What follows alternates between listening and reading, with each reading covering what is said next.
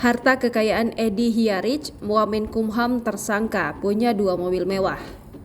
Intip harta kekayaan Edy Hiarij, Wamenkumham yang ditetapkan KPK sebagai tersangka suap dan gratifikasi punya 2 mobil mewah.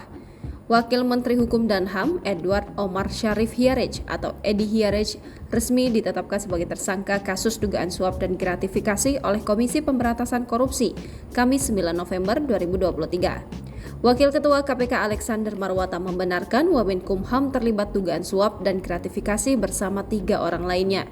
Dalam laporannya, IPW menyebut Wamenkumham Edward Omar Syarif Hiarij menerima gratifikasi 7 miliar rupiah dari seorang pengusaha berinisial HH yang diduga diterima 2 asistennya pada 2022.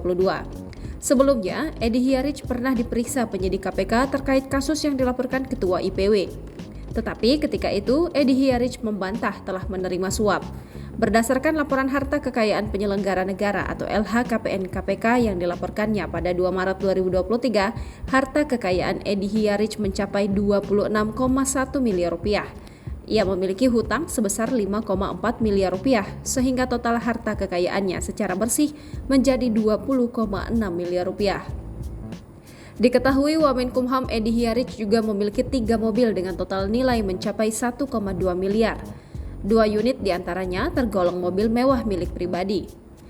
Adapun mayoritas harta kekayaan Edy Hiarij berasal dari tanah dan bangunan yang mencapai 23 miliar rupiah. Tanah dan bangunan seluruhnya berada di Sleman, Yogyakarta. Sementara aset yang dimilikinya berupa kas dan setara kas sejumlah 1,9 miliar rupiah. Download Tribun X sekarang. Menghadirkan lokal menjadi Indonesia.